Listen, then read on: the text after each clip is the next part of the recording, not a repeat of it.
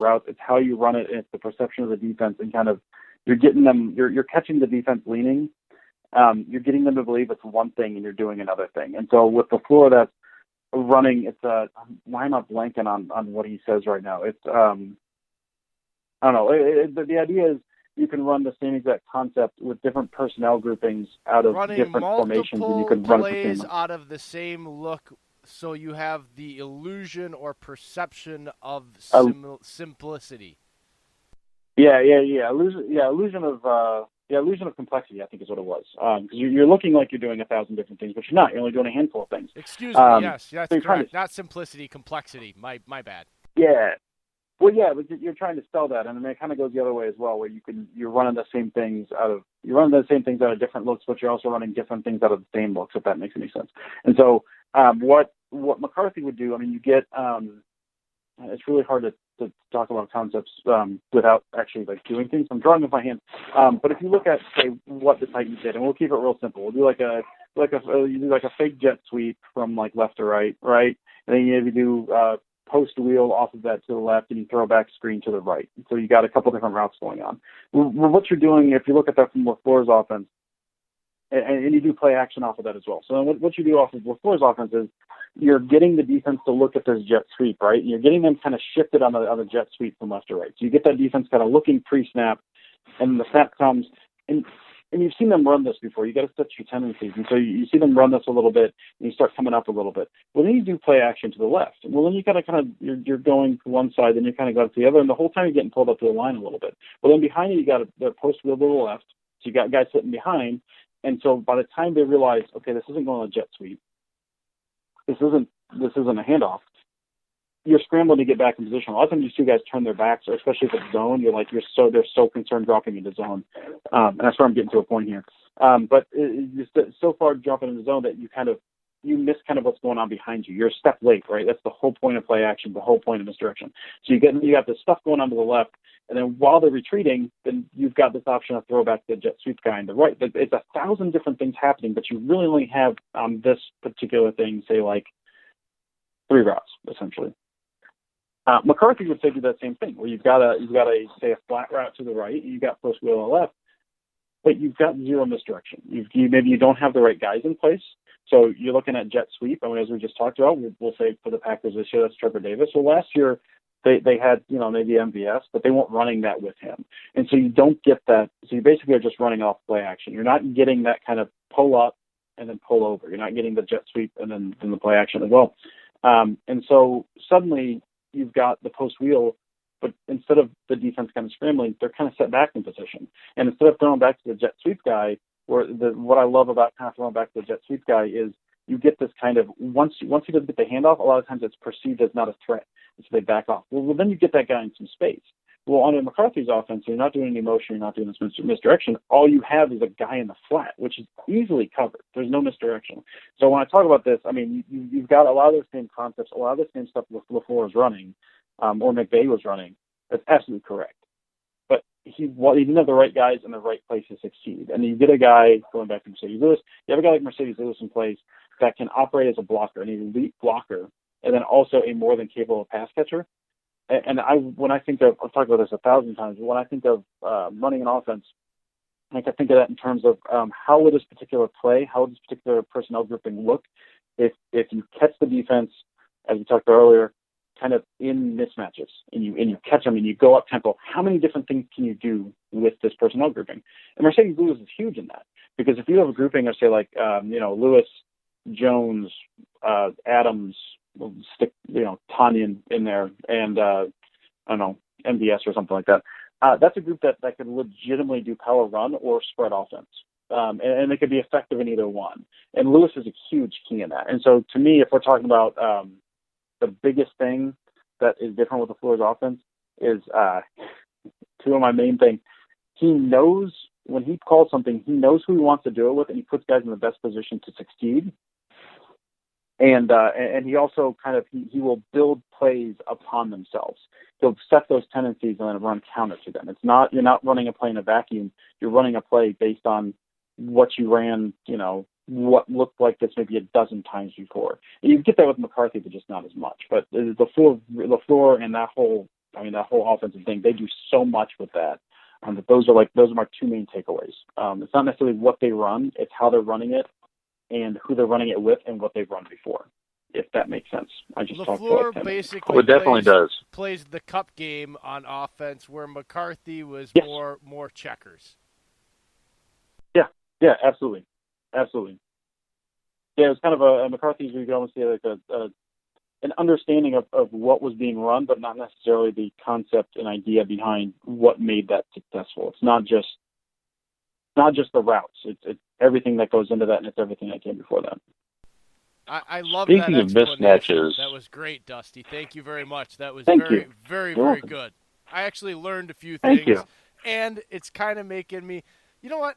Before Dave jumps in here, with all that, listening to you, give me something. Give me your reason of how you see this offense working, of why I should believe 6 wide receivers are going to be kept, because I think there's a reasoning behind yours, not necessarily to the narrative I'm thinking most people are. With you, I believe there's got to be a reason you can explain to me that you've seen why you see the receiver being more relevant in this offense than I see it, and I think you can convince me.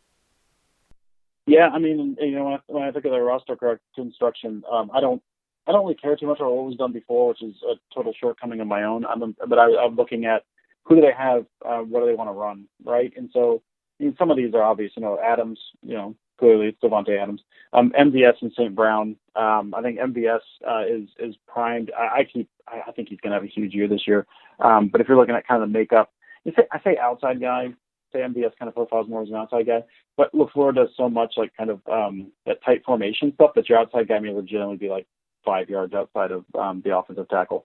But those 3 guys I think are locked. Allison, I'm not the biggest Allison guy, but he showed really, really good before he got injured last year. And so you've got those top 4. I mean, those top 4 seem like locks to me because you've got your speed with MVS and St. Brown. You've got Adams, who's your clear-cut number 1, top 10 receiver in the league. And Allison is also very good. And then you've got 2 more guys. I think when you look at, as I just talked about, when you look at LaFleur's offense, I like to think of the jet sweep. What you like to do with the jet sweep, what you like to do to get a guy in space, because he loves doing that stuff. He loves to, do the fake, get it back to a guy, but get a quick guy in space. That's Trevor Davis's game, man. Like, if Trevor Davis is going to kill somewhere, he's going to kill it in this offense. If he doesn't do good this year, I'm going to drop my Trevor Davis love. But he is in, like, as far as what LaFleur likes to do and the skill set Davis brings, he seems like an absolute lock to me to do very, very good things in this. And I just see one more speed guy. I see one more speed guy that could hopefully make that second year jump. Just the mix and match, man. I mean, I don't think Jamon Moore is going to necessarily be on the field a ton, but if MVS goes down for a little bit, or just if you want to, give a guy a breather, but you still want that speed out there, Jamon Moore is that guy to do that. And so it may not be the best thought out, but I just think based on LaFleur's offense, based on what he likes to do, so much of it is based on either misdirection or also kind of spacing by opening stuff up by speed, whether that's bootlegs to levels or something like that, or a lot of post. Not just, you look at some of McCarthy's stuff, some of his way he tried to get guys beat deep was just, I want to run this guy really fast down the field, down the left sideline, and that's going to be it. LaFleur has a little more flair to him than that. And I think speed is such a huge thing, and I think more, picked in the 4th round, so much promise. There's this stuff with the drops. I believe that can be fixed.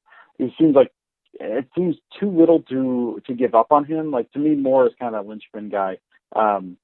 It's too early to give up on a guy that showed that much promise just a couple of years ago when they drafted him. And I think if everything breaks right, could be huge in this offense as far as some of the spacing misdirection goes.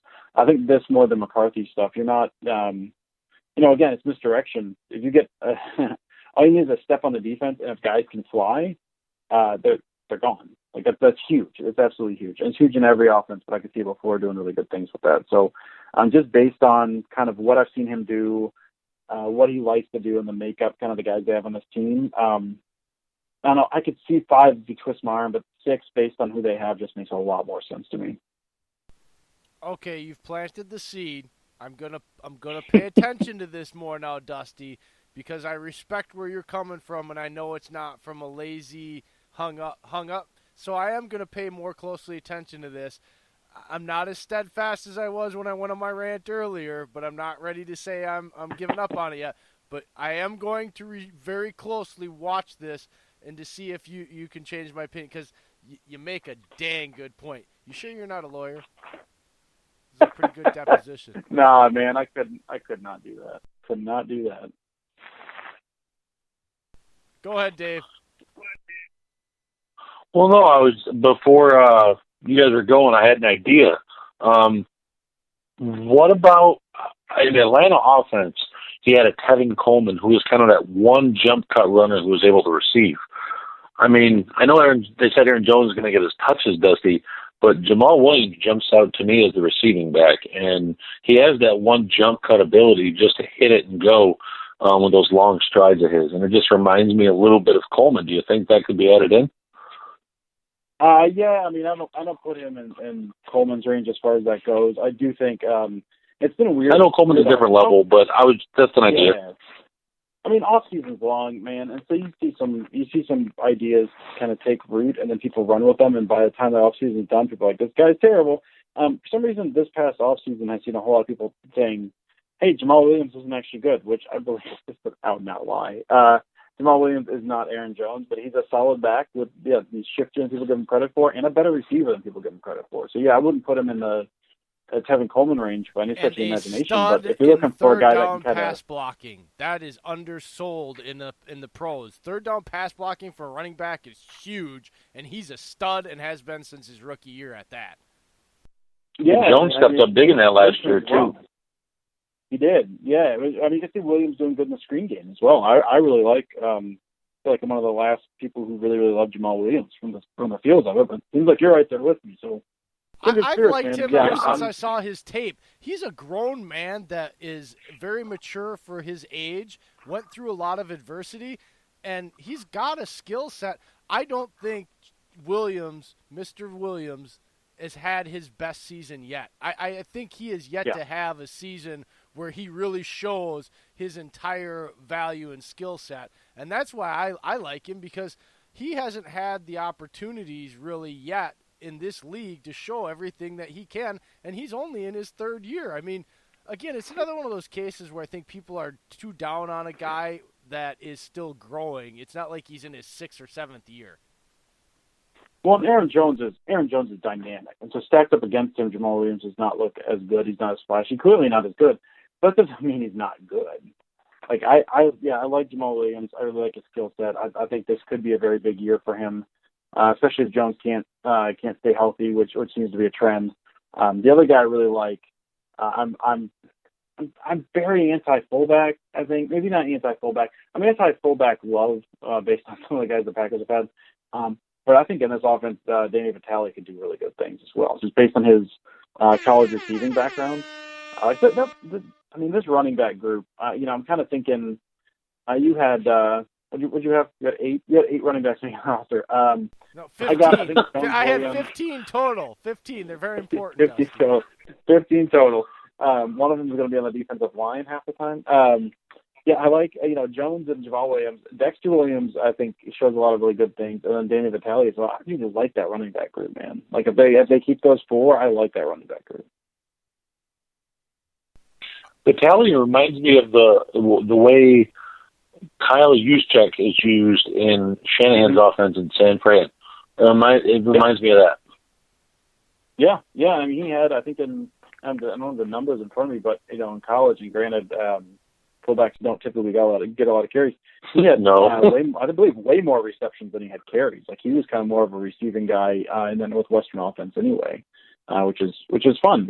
Yet again, go back to Mercedes Lewis. If you can sell a power run, but you got guys out there that could also kind of stretch the field horizontally a little bit.